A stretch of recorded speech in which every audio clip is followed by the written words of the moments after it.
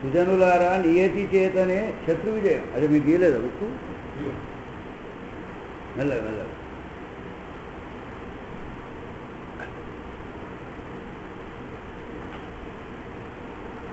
నియతి చేతనే మానవ జన్మ 84 లక్షల జన్మములలో శ్రేష్టమనియు.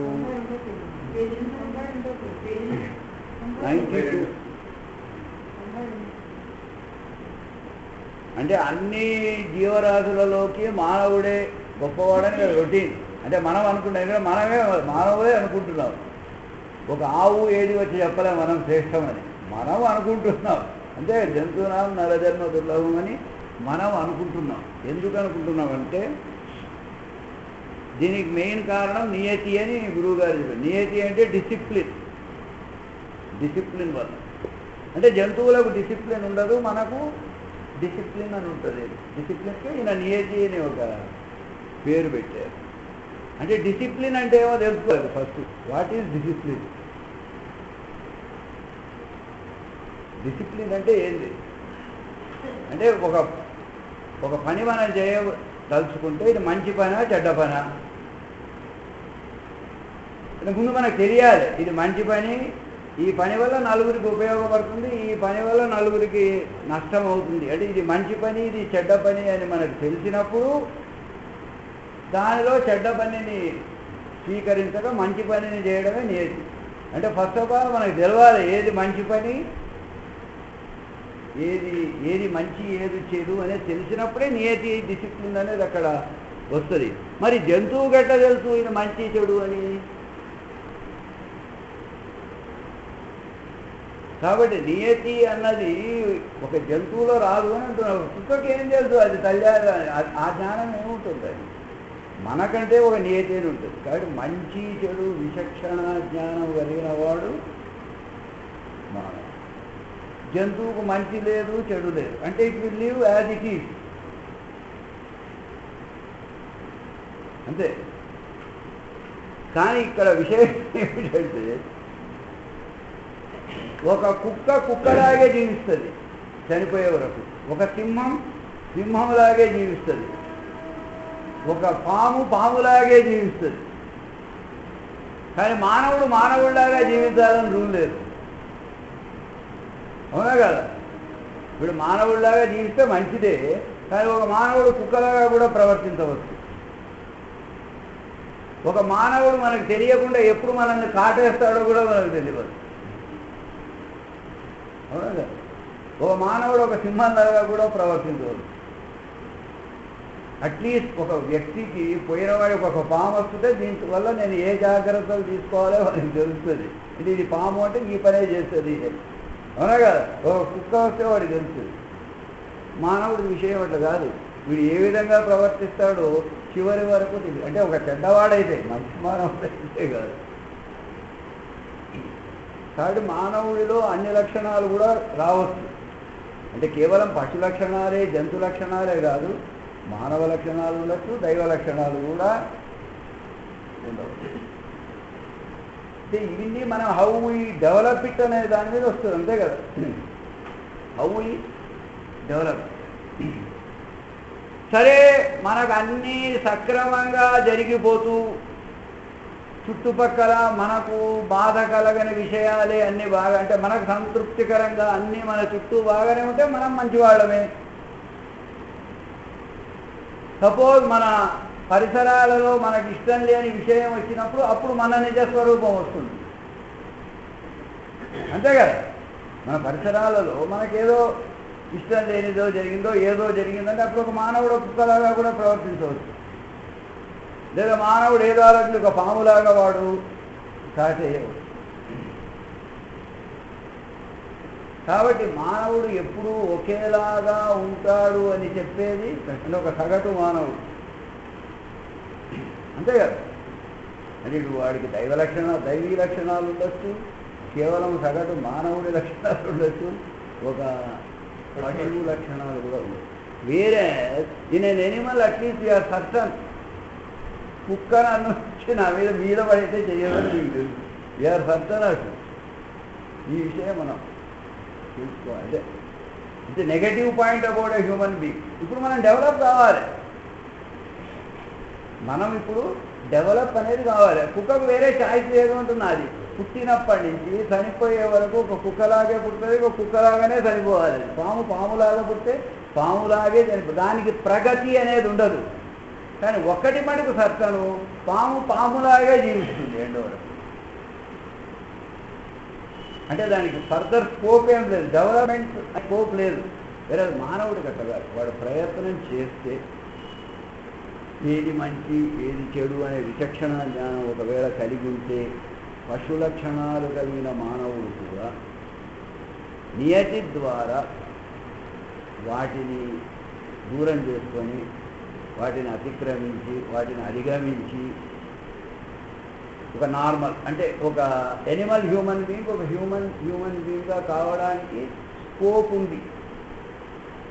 ఒక హ్యూమన్ బీయింగ్ డివైన్ హ్యూమన్ బీయింగ్గా కావడానికి స్కోప్ ఉంది. ఎప్పుడవుతాడు వాడు? ఈ ఎమోషన్స్ని కంట్రోల్ చేసుకోవాలి. That he has to control. కాబట్టి కంట్రోల్ చేయగలడు, వాడికంటే తెలుసు వాడికి. అంటే ఇప్పుడు ఒక మానవుడు ఒక పశువులాగా ప్రవర్తిస్తూ ఉంటే కూడా సబ్కాన్షియస్లీ హీ నోస్ నేను ఇట్లా ప్రవర్తించకూడదు, ఇది మంచి విషయం అంటే ఇది ఏది మంచి ఏది చెడు అని తెలిసి కూడా ఒక్కొక్కప్పుడు మానవుడు తను తాను కంట్రోల్ చెయ్యలేడు. ఇది కేవలం అలాగే కాదు, మామూలు మానవుడైనా బాగుపడాలి అనే అభిప్రాయం ఉంటుంది బాబు, మనందరికీ బాగుపడాలనే ఉంటుంది. ఉన్నా కూడా ఒక్కొక్కప్పుడు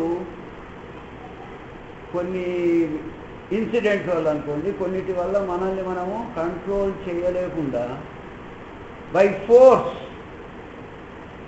చెడు పని చేయాల్సి వస్తుంది. ఇది ఎందుకు ఇంత చెప్తున్నది? ఈ శత్రు విజయం మధ్యలో గురువుగారు ఒక భగవద్గీత శ్లోకం అర్జునుడు అడుగుతాడు కృష్ణుణ్ణి. అర్జునుడు కృష్ణుణ్ణి అడిగిన శ్లోకం ఉంది, నంబర్ ఎంత 336. అది చదువుతా బాగుంది. అథకేన ప్రయుక్తోయం పాపం చరతి పురుష అనిచ్ఛిన్నపి వార్ష్ణేయ బలాదివ నియోజిత. అర్జునుడు శ్రీకృష్ణమూర్తిని ఇట్లు ప్రశ్నించుతున్నాడు, ఓ కృష్ణ, అయితే మనుజుడు పాపము చేయవలెను అని కోరనప్పటికీ, వాడు చేయాలని లేదు పాపం, దేనిచే ప్రేరేపింపబడి బలాత్కారముగా పాపము చేయుతున్నాడు. వై ఈజ్ ఈ డూయింగ్? ఈ does not want to do. అంటే ఒక చెడు పని చేయకూడదని తెలుసు వాడికి, అంటే చెడు పని చేసినందువల్ల నాకు నష్టము. చెడు పని చేసినందువల్ల ఇతరులకే నష్టం కాదు, ఈ పని చేసినందువల్ల నాకు నష్టం అని తెలుసు వాడికి. అయినా ఒక్కొక్కసారి ఆ పని చేయలేకుండా ఉండలేకపోతున్నాడు వాడు. ఇట్లా మన కోరికలే మనం చేసే ఇవి ఇతరులు కాదు, మన ఆరోగ్యం పాడు మళ్ళీ రాఘవేంద్ర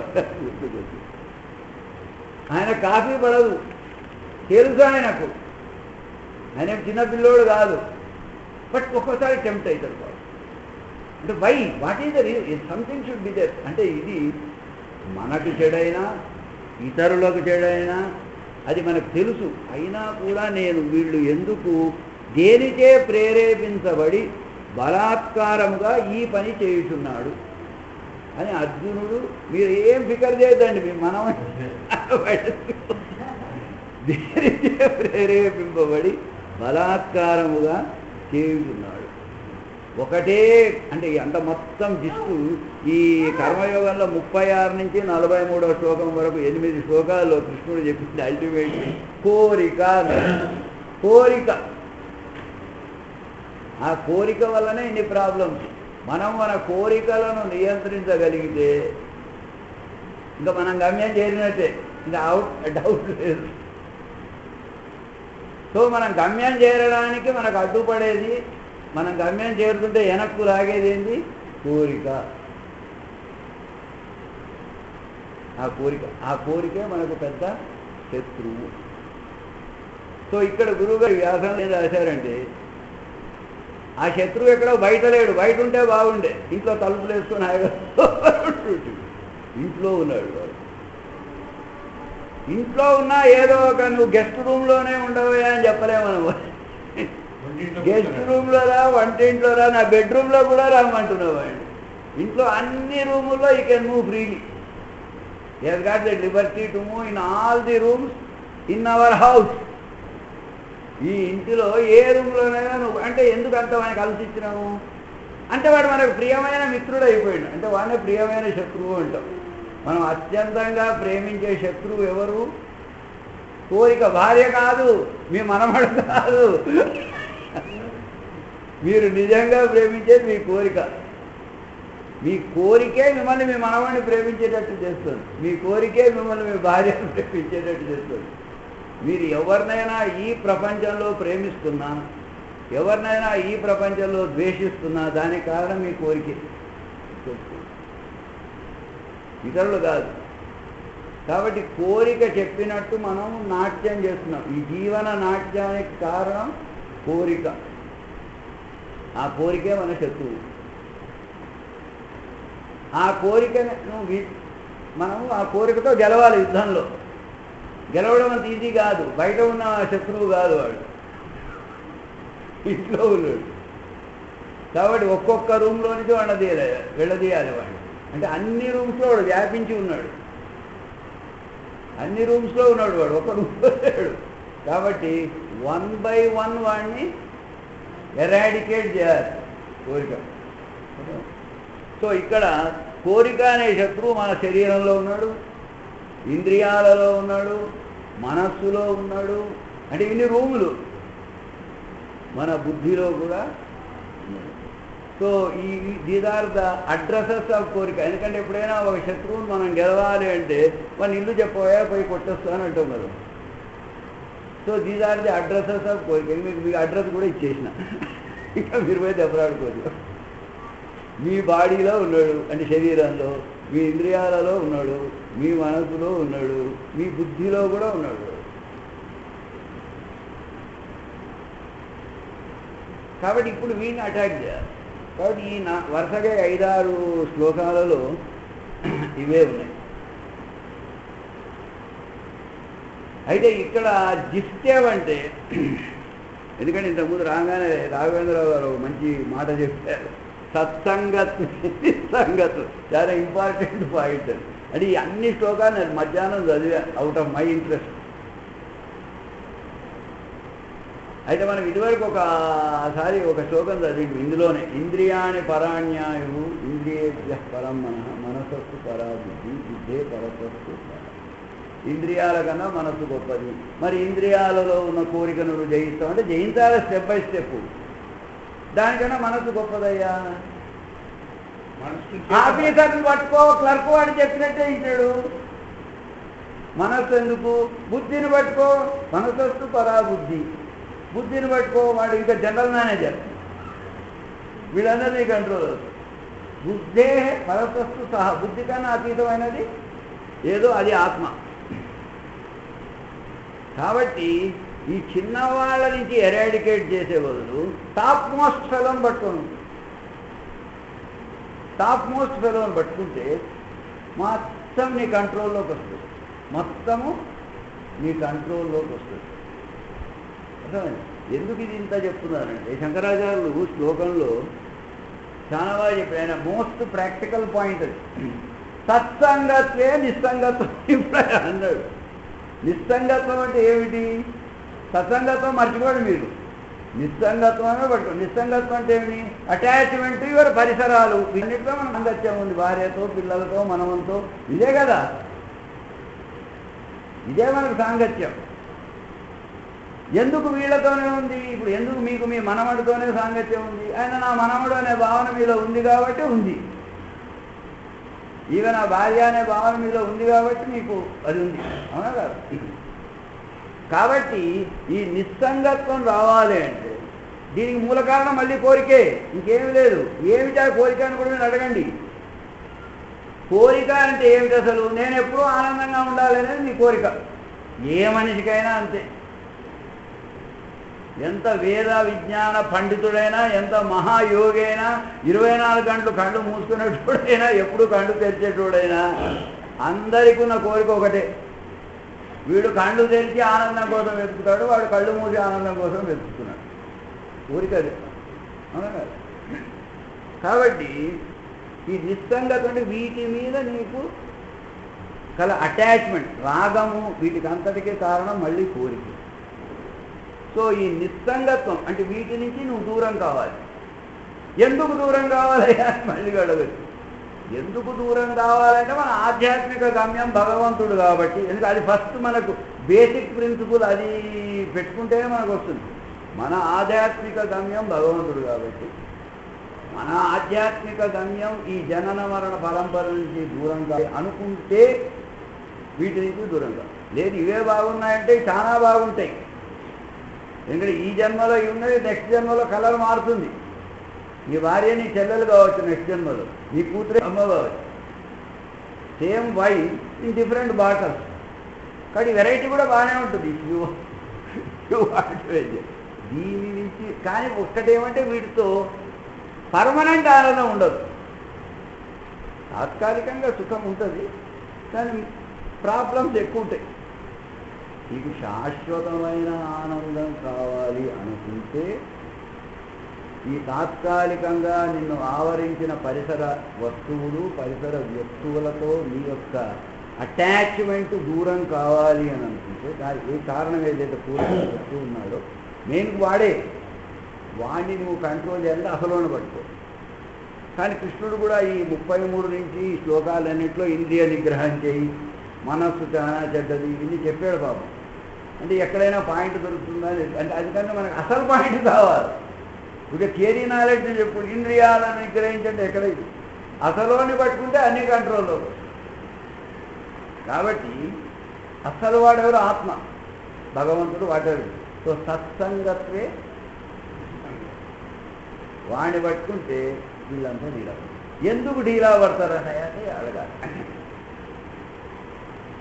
నిజంగా ఆలోచిస్తే ఇంద్రియాలైనా, మనస్సు అయినా, బుద్ధి అయినా స్వయం ప్రకాశం లేదు.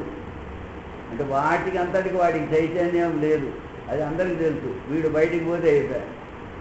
వీడి వల్ల అవి వెలుగుతున్నాయి. వీడి వల్ల అంటే ఆత్మ వల్ల, ఆ భగవంతుని ఆ చైతన్య శక్తి వల్ల ఇవి వెలిగి లేని బలాన్ని తెచ్చుకొని, ఎంత బలాన్ని పొందిరాయంటే శక్తి వల్ల, ఆ శక్తిని ఇచ్చిన వాడినే కవర్ చేసేసినాయి. ఆ శక్తిని ఇచ్చిన వాడినే కవర్ చేసి వాడే కనపడకుండా చేసినాయి. సో అంత బలవత్తరం అయిపోయినాయి. కాబట్టి ఒక్కసారి వాడికి అక్కడి నుంచి ఆ శక్తి అనేది కట్ చేసినావు అనుకో, ఫినిష్ అయితే వాళ్ళు చైతన్యం దే బికమ్ వీక్. కాబట్టి నిస్సంగత్వం ఎవరికైనా కావాలి అని అంటే ఈ ఒక్కొక్కటిని కంట్రోల్ చేసుకుంటూ వస్తా అంటే ఇట్ టేక్స్ టైం. నువ్వు చేయగలిగితే మంచిది, చేయొద్దండి, బట్ ఇట్ ఈజ్ ఈజీ. అది శంకరాచార్య గారు చెప్పిన సత్సంగత్వే. ఏదో జస్ట్ నీ మైండ్ వాడికి అప్లై చేయి, ఆటోమేటిక్గా 1 by 1 ఇవన్నీ పోతాయి. నీకు శత్రు విజయం అనేది సులభమని ఇది ఈ దీంట్లో చెప్పిన విషయం. అయితే ఈ 8 శ్లోకాలలో భగవద్గీతలో కర్మయోగం లాస్ట్ 8 శ్లోకాస్లో ఉన్నది అదే.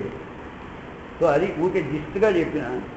సో ఇక్కడ గురువుగారు చెప్పేది ఏమంటే, జంతువునాం నరజన్మ దుర్లభం, మానవుడే అన్ని జంతువులలోకి శ్రేష్టమంటే నియతి. నియతి అంటే డిసిప్లిన్, అంటే కోరికను కంట్రోల్ చేయడం.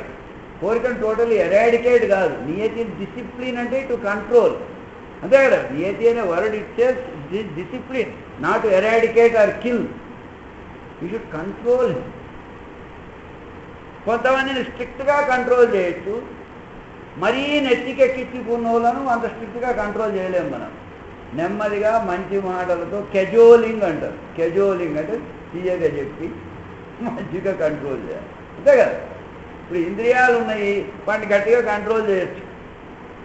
ఇప్పుడు మనం ఇక్కడ గంట సేపు మెడిటేషన్ చేయాలంటే కాళ్ళు అట్లనే కూర్చోవాలి, అది ఈజీ.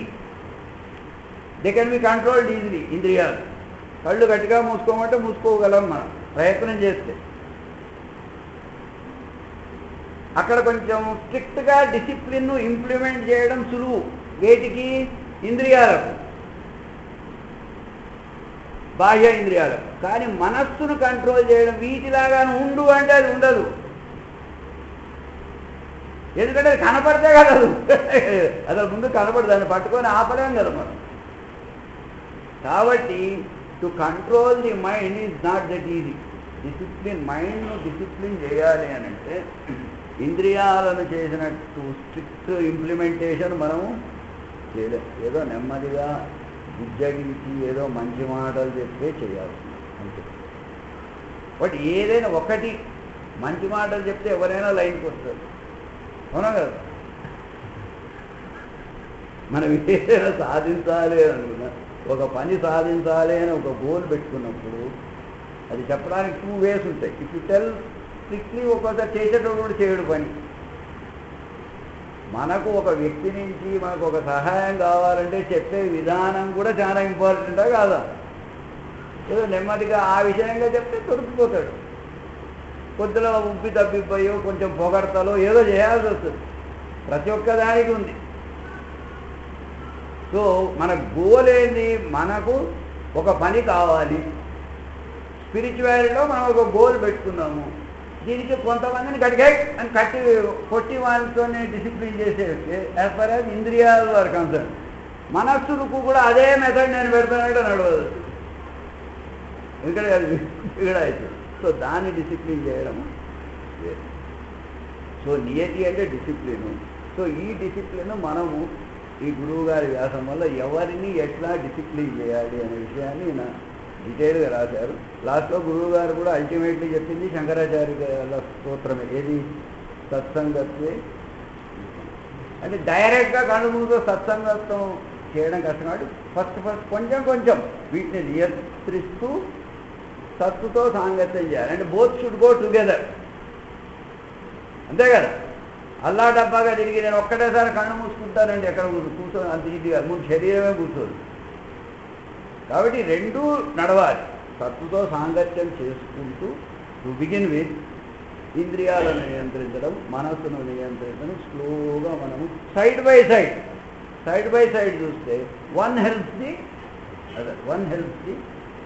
అదర్. సో ఈ నియతిని గురుగారు 2 రకాలుగా డివైడ్ చేశారు. ఒకటేమో బాహ్య నియతి, ఒకటి అంతర్నియతి. External discipline, internal discipline. External discipline అంటే the discipline which can be seen. బాహ్య నియతి అంటే మనం ఈ సొసైటీలో ఎట్లా మూవ్ కావాలి, దానికి గురుగారు ఒక ఎగ్జాంపుల్ ఇచ్చారు. అంటే ఒక పశువుకు మనకు డిఫరెన్స్ ఏమండి? ఒకటే స్త్రీమూర్తి ఉంటుంది. ఒక స్త్రీమూర్తి ఆమె మనకు అమ్మ కావచ్చు, అక్క కావచ్చు, చెల్లెలు కావచ్చు, భార్య కావచ్చు, కూతురు కావచ్చు, ఒక పరాయి ఇంటి ఆమె కావచ్చు. ఒక పశువు అందరితో ఒక సమానంగానే అది ప్రవర్తిస్తుంది. పశువు లెవెల్లో ఆ జ్ఞానం వాటికి లేవు. వేరే మానవుడు ఈ కెన్ తల్లితో బిహేవ్ చేయడం వేరే, భార్యతో బిహేవ్ వేరే, చెల్లెలతో బిహేవ్ చేయడం. దీనికి గురువు గారు బాహ్య నియతి అని. ఇది సొసైటీ. ఎందుకంటే సొసైటీ చక్కగా నడవాలంటే చాలా ఇంపార్టెంట్ కదా. మనం భార్యతో బిహేవ్ చేసినట్టు పరాయి స్త్రీతో చేయలేము. కాబట్టి ఈ నియతిని గురువు గారు 2 విధాలుగా డివైడ్ చేశారు. ఒకటి బాహ్య నియతి, ఇంకోటి అంతర్నియతి.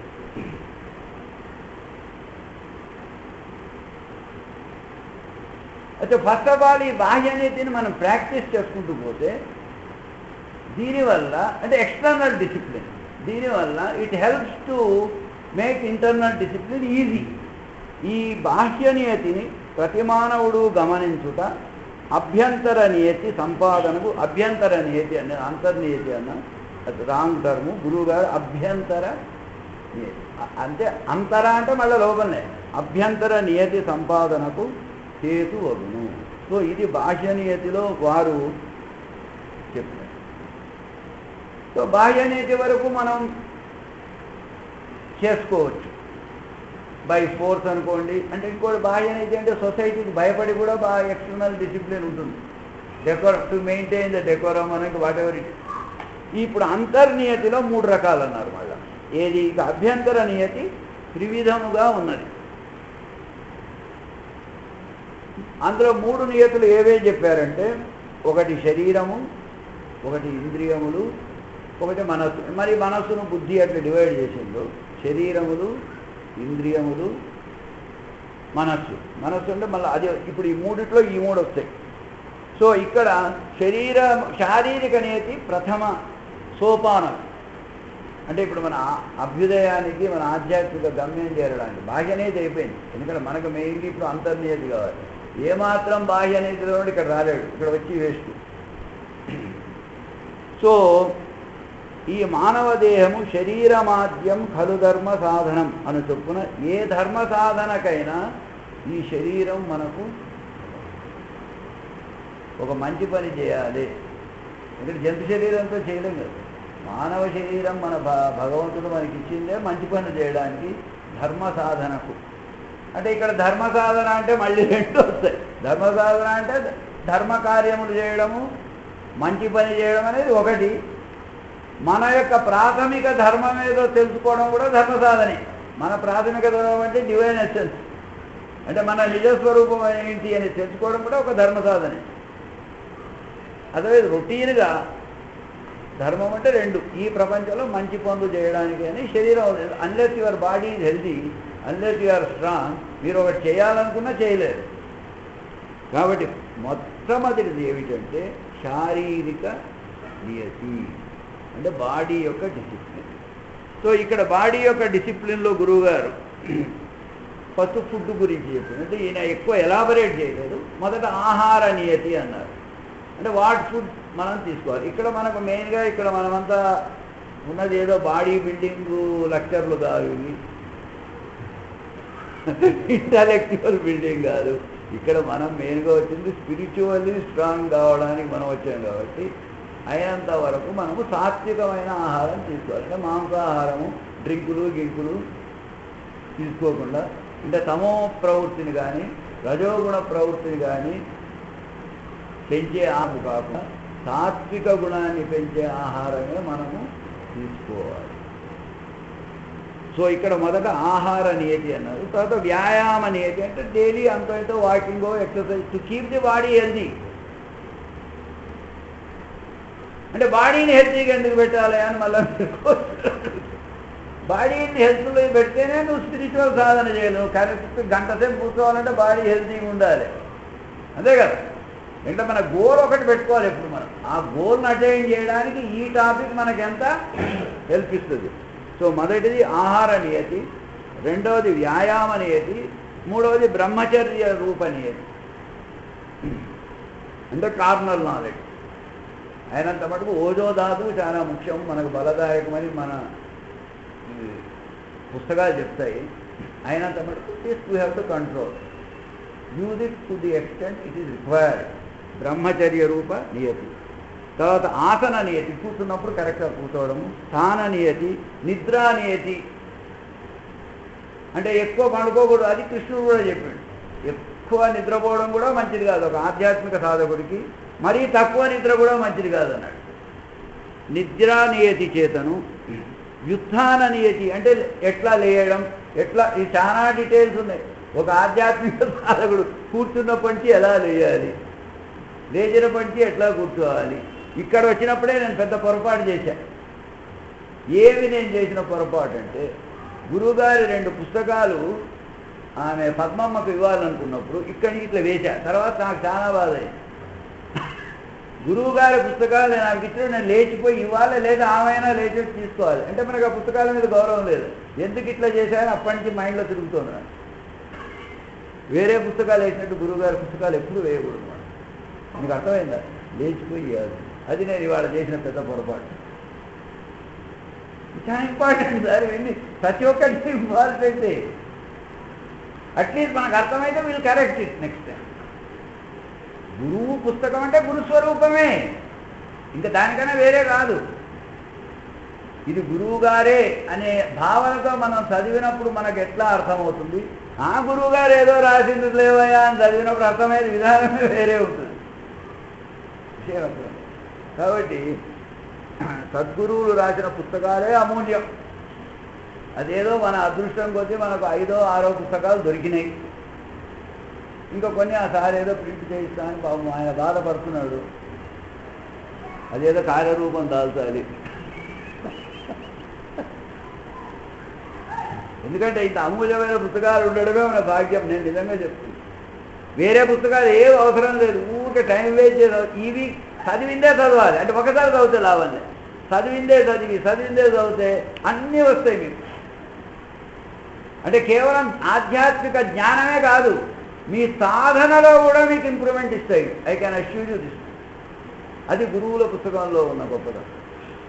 ఇతర వేదాంత పుస్తకాలు అంతా ఇంత నాది ఆత్మ అంటేమి, పరమాత్మ అంటేమి, అదంటేమి, ఇదంటేమి ఎంతోమంది పెద్దల పుస్తకాలు రాసిండ్రు. వాటి వల్ల మనకు ఆధ్యాత్మిక జ్ఞానం రావచ్చు. అంటే ఇది ఇది ఇది అని మనం చెప్పడానికి బాగుండొచ్చు. కానీ మన సాధనలో హెల్ప్ చేయాలంటే ఈ పుస్తకాలు they are very very very important. So ఇది కేవలం గురువు గారు రాసిన పుస్తకం కాదు, ఇది కేవలం గురు స్వరూపమే. ఈ పుస్తకం మన ఇంట్లో ఉన్నట్టే గురువు గారు మన ఇంట్లో ఉన్నట్టే అనుకోవాలి. ఆ శ్రద్ధ విశ్వాసాలతో మనము ఈ పుస్తకం చదివితే మనలో ఏ మార్పు వస్తుందో అది మీరు చెప్పాలి. ఎందుకంటే లడ్డూ తీయకుంది అని నేను చెప్పినామేంది, రేపు ఆమె చెప్పాలి, నాకు పద్మమ్మ చెప్పాలి, నాకు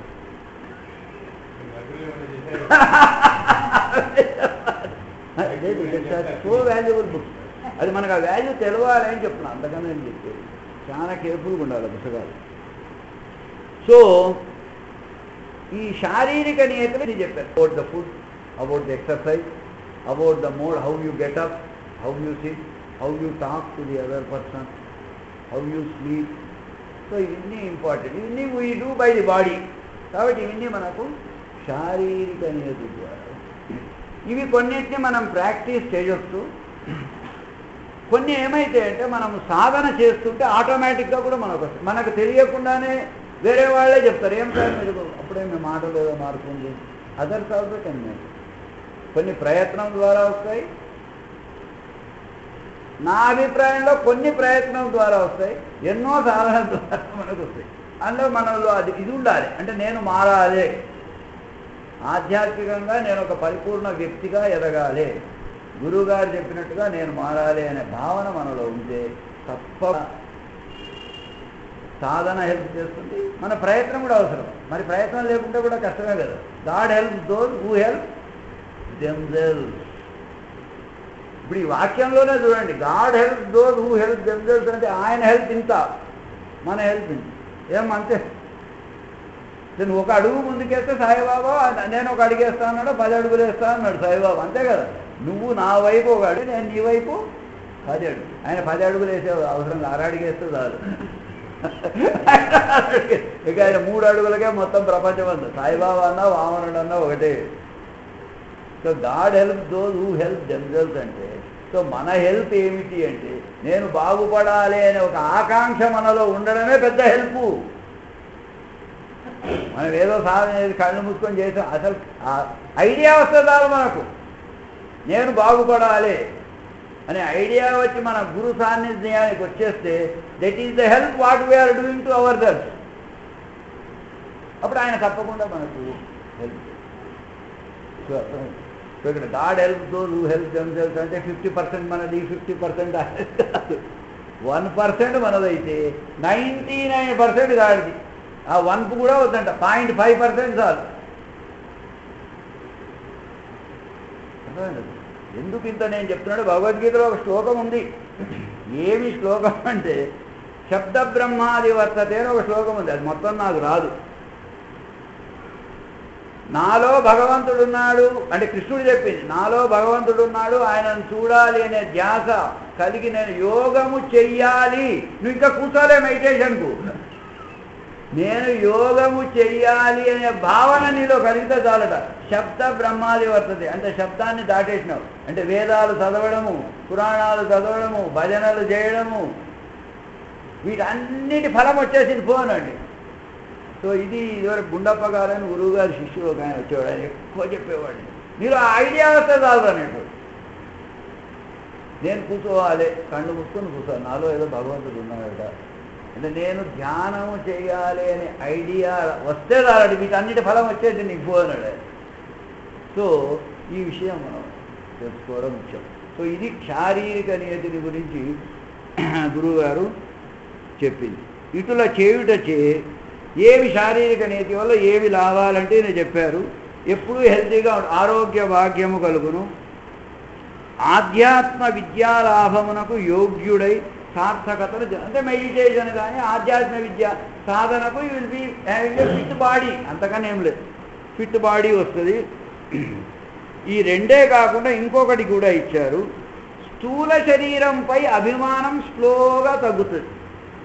ఇది టేక్స్ ఎ ప్రాసెస్ శారీరక నీతి వల్ల. ఎందుకంటే ఇప్పుడు మనం ఇక్కడ కూర్చున్నాం అనే పండు అది చెప్పినట్టే ఇంకేముంది, బాడీ అన్నా కావాలని అంటుంది. కొంచెం దాన్ని డిసిప్లిన్లో పెడితే స్లోగా, ఇమీడియట్లీ కాదు, స్లోగా స్థూల శరీరముపై నీ అభిమానం. నువ్వు ఎందుకు నీ బాడీ చెప్పినట్టే వింటున్నావు, నీకు దాని మీద అభిమానం ఉంది కాబట్టి. నువ్వు అది చెప్పినట్టే వింటూ ఉంటే అభిమానానికి అది రాజవుతుంది, నువ్వు సేవకుడు అవుతావు. ఇప్పుడు అయినా మనం అవుతావు కాదు, ఇప్పుడు మన స్టేట్ అదే, ఇప్పుడు మన స్టేట్ అదే. ఎందుకంటే ఈ స్థూల శరీరమైనా, ఇంద్రియాలైనా, మనస్సు అయినా, బుద్ధి అయినా, ఇవి భగవంతుడు మనం ఆయన నుంచి దూరం అయినప్పుడు మనకిచ్చిన పరికరాలు, అంతే కదా. ఈ పరికరాల సహాయంతో నువ్వు మళ్ళీ నా దగ్గరికి రావాలి అని మనకి ఈ పరికరాలు ఇచ్చిండు. ఈ పరికరాలను ఎట్లా వాడుకోవాలో ఆ జ్ఞానాన్ని కూడా మనకి ఇచ్చాడు. మరి ఈ స్థూల శరీరము, ఈ ఇంద్రియాలు, ఈ మనస్సు, బుద్ధి అంటే లోవర్ లెవెల్, ఈ పరికరాలు జంతువు కూడా ఉన్నాయి. జంతువు కూడా శరీరం ఉంది, నీకు కూడా శరీరం ఉంది. జంతువు కూడా ఇంద్రియాలు ఉన్నాయి, నీకు కూడా ఇంద్రియాలు ఉన్నాయి. అఫ్కోర్స్ మనస్సు, బుద్ధి నీది ఒక హయ్యర్ లెవెల్లో ఉండదు, అది పోనివ్వండి. మనమేమైంది, ఈ పరికరాలు ఏవైతే మనం వాడుకొని మన గమ్యం చేరాలో వాటికే మనం బానిసలమైంది. సో మన బానిసత్వానికి కారణం ఏమిటి? మళ్ళీ ఒకటే, కోరిక. కోరిక అంతే. ఆ కోరిక వల్ల నా బాడీ కంఫర్టబుల్గా ఉండాలి, నా బాడీ హాయిగా ఉండాలి. అర్థమైంది. పొద్దున నేను లేయను, 3:30కి లేచి మెడిటేషన్ చేయాలి. చల్లగా ఉంది, నిన్న రాత్రంతో వర్షం పడ్డది, 6:30కి లేస్తే ఏమైంది? కాబట్టి మనము స్లోగా బాడీని డిసిప్లిన్ చేస్తుంటే అది ఏదో కోరుతుంది. నాకు కారం కావాలంటే, పులుపు కావాలని అడుగుతుంది పాపం. అరే వద్దమ్మా, మెడిటేషన్ చేస్తే ఎక్కువ కారం పులుపు తినకూడదు. సో ఇందులో ఒక శ్లోకంలో చెప్పాడు, కోరిక అంటే భగవద్గీతలో ఒక శ్లోకంలో చెప్పాడు, కోరిక జనించడం రజోగుణం వల్లట. ఎందుకంటే ఆ శ్లోకం కూడా చదవాలి, ఎందుకంటే మీకు మళ్ళీ మీరు ఉండరు కదా, అది కూడా మీకు చెప్తా. అయ్యో ఎంత బాగుంది చూడండి. కామయేష క్రోధయేష రజోగుణ సముద్భవ. కోరిక జనించడానికి కారణము రజోగుణము. కామయేష క్రోధయేష రజోగుణ సముద్భవ. మహాశనో మహాపాత్మ విద్యేన మిహ వైరిణం. శ్రీ భగవంతుడు చెప్పిన, ఓ అర్జున, నీవు అడిగిన ఈ హేతువు అంటే కోరిక రజోగుణము వలన పుట్టిన కామము. అంటే ఇక్కడ తెలుసుకోండి, కోరిక పుట్టేది రజోగుణము వలన. అంటే రజోగుణం చెడ్డది కాదు, మంచి కోరిక పుట్టినా రజోగుణం వల్లే పుడుతుంది, చెడ్డ కోరిక పుట్టినా రజోగుణం. సో కోరిక పుట్టడం రజోగుణము వలన. ఇదియే క్రోధముగా పరిణమించుతున్నది. ఈ కామము ఎంత అనుభవించినప్పటికీ తృప్తి పొందని, అడిగింది ఇస్తే తృప్తి పొందదు అది. మహాపాపములకు కారణభూతమైనది, మహాపాపములకు కారణభూతము అయి ఉన్నది. కావున దీనిని ఈ మోక్ష మార్గమున శత్రువుగా ఎరుంగుము. సో ఇది తృప్తి పొందదు. నువ్వు కోరికను సాటిస్ఫై చేయలేవు, దేన్నైనా సాటిస్ఫై చేయొచ్చు, కానీ కోరికను మటుకు నువ్వు సాటిస్ఫై చేయవు. అందుకే దానికి ఇంకొక పేరు ఏమంటే అనలము అన్నాడు, అగ్ని. నువ్వు అగ్నిలో ఎంత నూనె పోసినా చాలు అని అంటారా, నా కడుపు నిండింది ఇంకా చాలయా అనదు, ఇంకా పోయి అంటారు. అగ్ని ఇంకా ప్రజ్వలిస్తుంది. నువ్వు నూనె పోసిన కొద్దీ అగ్ని ఆరిపోదు, ఇంకా చాలు అని దాని ఇంటికి అది పోదు, అది ప్రజ్వలిస్తుంది. కాబట్టి నువ్వు కోరికకి ఎంత పోసినా అది ఇంకా స్ట్రాంగ్ అవుతుంది, అది తగ్గదు. సో దీన్ని అనలముతో కూడా పోల్చారు, అగ్నితో. ఇది చాలా బాగుంది. అంటే సో అంటే ఊరికే కోరిక యొక్క మంచి గుణాలు చదువుతా. ఈ బాహ్య నియతి వల్ల అంతర్నియతి వస్తుంది. అది నెక్స్ట్ స్టెప్. సో అర్జున, మళ్ళీ ఇది ఒక 4 శ్లోకాలు మీనింగ్ చదువుతా, శ్లోకాలు చదువుతాను. ఓ అర్జున, నీవు అడిగిన ఈ హేతు అంటే కోరిక రజోగుణము వలన పుట్టినది కామము. ఇదియే క్రోధముగా పరిణమించుతున్నది. ఈ కామము ఎంత అనుభవినప్పటికీ తృప్తి పొందనిదియు మహాపాపములకు కారణభూతమైనది అయ్యున్నది. కావున దీనిని ఈ మోక్ష మార్గమున శత్రువుగా ఎరుందుము. ఇది ఒకటి.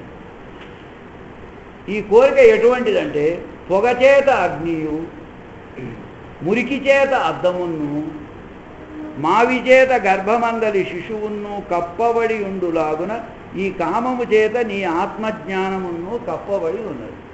కోరిక మొత్తం పెరిగి లోపల ఉన్న ఆత్మ కనపడకుండా చేసిందన్నమాట. సో మనమేం చేస్తున్నాము, దాన్ని తీరుస్తూ దాన్ని ఇంకా బలవత్తరం చేస్తున్నాం.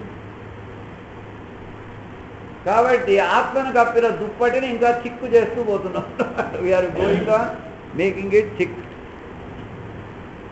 తర్వాత ఇది అయిపోయి తర్వాత ఇంకోటి, అందుకే మీనింగ్ చదువుతున్నా. ఈ కోరిక నిండింప శక్యము కాదు. ఎంత పోసినా అది నిండదు. అగ్నివలె తృప్తిని చెందనిది, ఆశారూపమైనది. ఆశ కలిగినది కాదు. ఇక్కడ చూడ జోకు, ఆశ దీనికి ఎక్కువ ఆశ అనలే, దాని రూపమే ఆశ. ఆశారూపమైనది. జ్ఞానికి నిరంతర శత్రువు. జ్ఞానికి నిరంతర శత్రువునకు ఈ కామము చేత జ్ఞానము కప్పబడి ఉన్నది. అంటే ఎవడైనా అదేం సార్ కోరిక లేకుండా ఏమి జీవితం సార్ అంటే వాడు జ్ఞాని కాదు అని అర్థం. ఇప్పుడు